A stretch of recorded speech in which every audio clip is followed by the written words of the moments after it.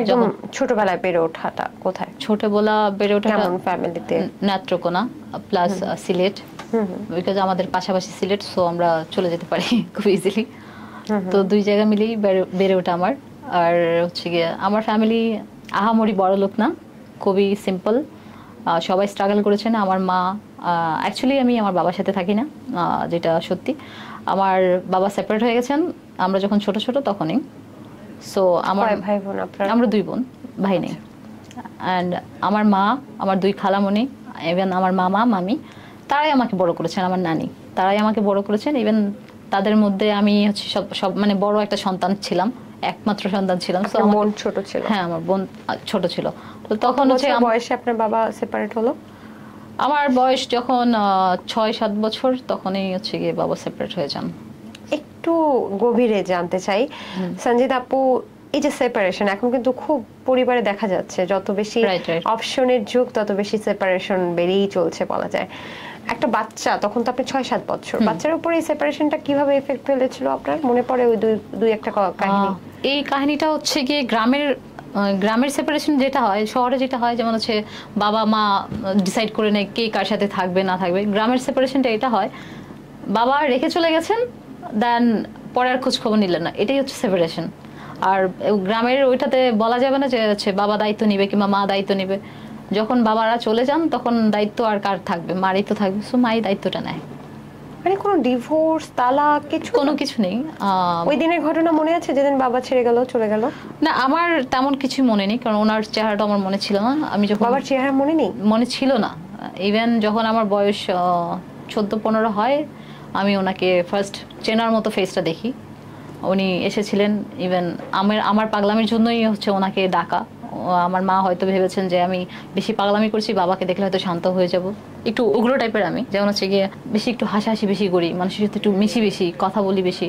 দেন তখন আমার ফ্যামিলিটা কনজারভেটিভ ছিলেন, তো ওনারা ভাবতেন হয়তো হাসাহাসি করা, কারোর সাথে কথা বলা, দ্যাটস মিন প্রেম করছে, কিংবা হচ্ছে গিয়ে কোনো বাজে পাল্লায় পড়ে যাচ্ছে। সো দ্যাটস ওয়াই হচ্ছে আমার আমার একটা নানু আছেন, মানে আমার নানুর ছোট বোন, সেকেন্ড নানু যেটা, উনি হচ্ছে গিয়ে বলেন যে ওর বাবাকে এনে দাও, আই থিঙ্ক ফিল বেটার করবে, কিংবা হচ্ছে ঠিক হয়ে যাবে, শান্ত হয়ে যাবে। তো যখন আমার বাবা যখন আসেন, হ্যাঁ, আমার প্রথম দেখে খুব কান্না পেয়েছে, খুব কান্না করেছি। ইভেন হচ্ছে গিয়ে ওনাকে জড়ায় ধরে অনেক কান্না করেছি। প্রথম তখন বাবার চেহারা দেখলেন? তখন প্রথম বাবার চেহারা দেখলাম। 6-7 বছরের বাবাকে মনে নাই? উনি থাকতেন না আমাদের সাথে, উনি থাকেন কিশোরগঞ্জে থাকতেন, আমার মা হচ্ছে নেত্রকোনা থাকতেন। তো উনি মাঝে মধ্যে আসতেন, মাঝে মধ্যে চলে যেতেন। তো আমি দেখি না দেখার মতোই। ওনার কি আরেকটা রিলেশনশিপ? ওনার ওয়াইফ আছেন আরেকজন। আচ্ছা, ওখানে একটা বিয়ে করে, এটা আপনারা জানতেন না? না, এটা আমরা জানতাম না। তারপর হুট করে একদিন এভাবে চলে গেছে? হ্যাঁ, উনি এমনি চলে গেছেন। আচ্ছা, তারপরে 14 বছর বয়সে যখন বাবাকে দেখলেন? তখন খুব ভালো লাগলো, প্রথম বাবাকে দেখলাম। যখন ওনার সাথে আবার কথাবার্তা বলছি, আমার ওনার কথাবার্তা, ওনার চলাফেরার স্টাইল আমার একদম পছন্দ হয়নি, যার জন্য হচ্ছে ওনার সাথে আমার মিল ছিল না। মানে কেন? একটা বাবা একটা ছেলে মেয়ের খোঁজ খবর নেওয়ার একটা রাখে, দায়িত্ব রাখে। তো ওনাকে যখন আমরা জিজ্ঞেস করি, তো উনি হচ্ছে সেই দায়িত্বটা পালনই করেন না। উনি কখনো জিজ্ঞেস করেন না যে কেমন আছি না আছি, কিংবা হচ্ছে কি করছি না করছি, সেটার খেয়াল ওনার নাই একদম। উনি হচ্ছে গিয়ে বেপরোয়া। সো বেপরোয়া বাবা থাকার চেয়ে না থাকা অনেক ভালো, যেটাকে বলে দুষ্টু গরুর চেয়ে শূন্য গোয়াল অনেক ভালো। সো আমার জন্য এটাই বেটার। আমার মাই আমার বাবা, ইভেন আমি বাবা হিসেবে আমি মানি আমার মামাকে, কারণ ওনারা আমাকে অনেক কষ্ট করে বড় করেছেন, অনেক ভালোবাসেন। সো আমার বাবা মা বলতে আমার মামা মামি কি বুঝি, আর আমার জন্মদাত্রী মা তো হচ্ছে আমার মাই। আপনার বাবা যে আরেকটা বিয়ে করেছিলেন, ওখানে ছেলে মেয়ে হয়েছে? অ্যাকচুয়ালি সত্যি কথা বলতে ওইটা ওনার বড় ওয়াইফ, আমার মা সেকেন্ড ওয়াইফ। ওইটা আমার মা জানতেন না, পরে আমরা জানতে পারি যে ওনার ওয়াইফ আগে আছেন। হ্যাঁ, ওখানকার ছেলে মেয়ে আছেন ওনার, আই থিঙ্ক 2 ছেলে 1 মেয়ে মেবি। তা আপনাদের সাথে যে অন্যায়টা করা হয়েছে, যে এখানেও বাচ্চা হলো, ওখানেও বাচ্চা রেখে আপনার মাকে না জানিয়ে বিয়ে করা হলো, তারপর আবার চলে যাওয়া হলো, এটার জন্য আপনার মা কখনো আইনি সহায়তা বা কিছু? ওই যে বললাম না, গ্রামের মানুষরা একটু সহজ সরল হয়, এত কিছু করার মতো অ্যাবিলিটি ছিল না। প্লাস হচ্ছে গিয়ে পুলিশ থানা, তারপর হচ্ছে গিয়ে হাইকোর্ট কোর্ট, এগুলা করতে গেলে টাকা পয়সার প্রয়োজন হয়। সো টাকা পয়সা ছাড়া কেউ দৌড়াদৌড়ি করতে পারে না। আর আমার মায়ের ফ্যামিলিতে একটু বেশি স্ট্রাগল ছিল, লাইফ আমার নানা মারা যাওয়ার পর হচ্ছে গিয়ে আমার মাই সবার হালটা ধরেন। মানে আমার 2 খালামণি ছিলেন ছোট ছোট, লাইক এতটুকু এতটুকু, মামাটাও ছোট ছিলেন। সো আমার মাই শুধু হাল ধরেছেন ওনাদের, কারণ ওনাদের যদি হাল না ধরতেন তাহলে ওনারা আই থিঙ্ক আজকে বেঁচে থাকতেন না। আপনার মা একা, আপনার 2 খালামণি, আমার মামা, আপনি, আপনার ছোট বোন, আপনার নানা, নানা নেই, নানি, নানি ছিলেন, সবার হালগুলো ধরেছেন। সবার হাল ধরলেন? হ্যাঁ, সবার হাল ধরেছেন। তো আন্টি নিঃসন্দেহে অনেক পরিশ্রম করেছেন। এবং আমার মা অনেক, আপনি বললেন আপনার মাই আপনার বাবা, মাই আপনার মা।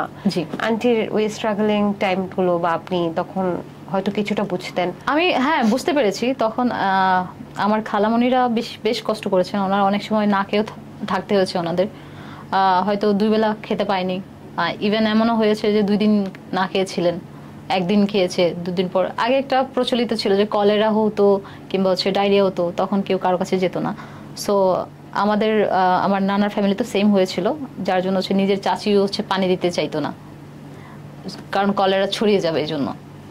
সো সেই ক্ষেত্রে হচ্ছে আমার মা, আমি বলবো যে আমার মা আসলে অনেক ভালো কাজ করেছেন, কারণ ওনাদের সাথে থাকার কারণে ওনারা আজকে বেঁচে আছেন, ভালো আছেন, সুস্থ আছেন।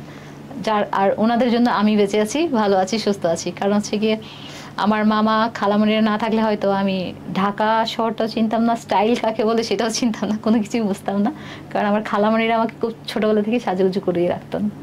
আচ্ছা, খালামণিদের থেকেই সাজুগুজু। হ্যাঁ, ওই সময়কার স্ট্রাগল তো আপনার মধ্যেও কিছুটা পড়েছিল।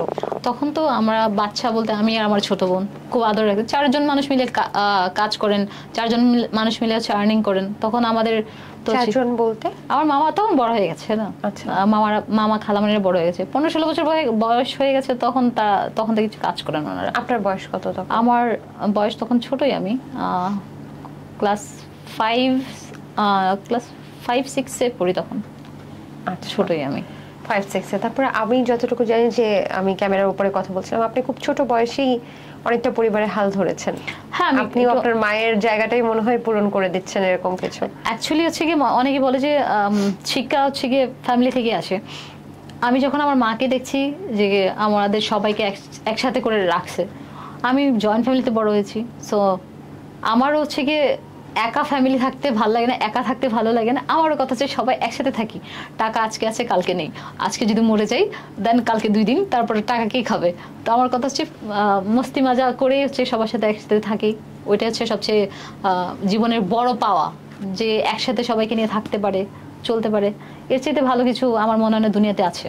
তারপর কি হলো, আমি একটু ধাপে ধাপে শুনতে চাচ্ছি যে বড় হয়ে ওঠা। আমার ওই সময়টা এমন ছিল, বললেন যে আপনার মা, আপনার মামা, খালা, তারাও কিছুদিন না খেয়েও দিন কাটাচ্ছে। হ্যাঁ, না খেয়েও দিন কাটিয়েছে। ইভেন যখন তারা হচ্ছে গিয়ে কাজের পেয়ে গেছে, প্রতিষ্ঠান খুঁজে পেয়ে গেছে, তখন সবাই সবার মতো করে কাজ করছে। কাজ করে করে ওনারা বেশ কিছু টাকা পয়সা জমিয়ে, ইভেন জায়গা জমি কেনা হয়, বাড়ি করা হয় আমাদের। তো তারপর থেকে আমি তখন হচ্ছে অভাবটা বুঝিনি, কারণ তারা আমাকে অভাব বুঝতে দেয়নি। কিন্তু তারা করেছে সেটা আমি ফিল করেছি, যে তারা অভাব করেছে সেটা যখন বলে তখন আমার নিজেরও কান্না চলে আসে। ইভেন আমি শুনতেই চাই না। ইভেন অনেক সময় যখন আমাকে বলে যে আমি তো এটা করছি, আমি সেটা করছি, অনেক কষ্ট করছি, আমি বলছি প্লিজ স্টপ। আমার এগুলো শুনলে খুব খারাপ লাগে। আমি কিছু করতে পারিনি, এটার জন্য আমার খারাপ লাগে। তখন তো আমার করার কিছু ছিল না, এখন আমি করতে পারি, সো আমার এখন আর খারাপ লাগবে না। এখন কোনো প্রবলেম হলে আমি দেখতে পারবো। সো এটাই হচ্ছে আমার ফ্যামিলির স্ট্রাগলিংটা।